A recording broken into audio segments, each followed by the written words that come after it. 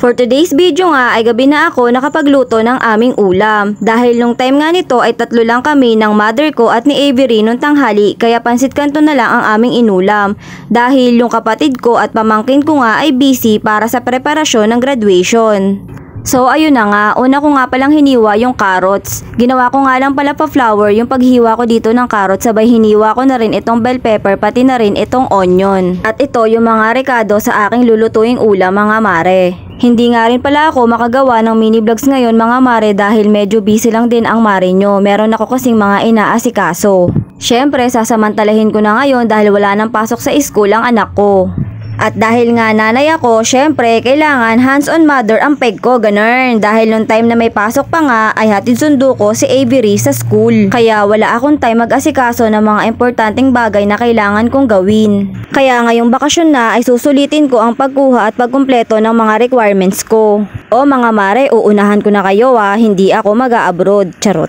Baka kasi akalain ni Marites ang pagkuha ko ng requirements ay mag-a-abroad ako. Naku, nagkakamali kayo dyan. At ito na nga, mabalik na ako dito sa aking niluluto. Matapos ko nga i-dip ang cream dory dito sa butter na ginawa ko ay prinito ko na ito. Pagkatapos nga itong maiprito ay ginawa ko naman itong sauce. Ginisa ko lang ng bahagya itong sibuyas na puti, carrots at bell pepper. Pagkatapos ay naglagay naman ako ng kaunting tubig. Pinakuluan ko lang ito ng very light mga mare. Sabay inilagay ko na rin itong ginawa kong sweet and sour sauce. At para lumapot ng kaunti itong aking sauce ay naglagay ako ng slurry. Sabay inilagay ko na rin itong mga napritong cream dory at hihintayin ko lamang itong kumulo.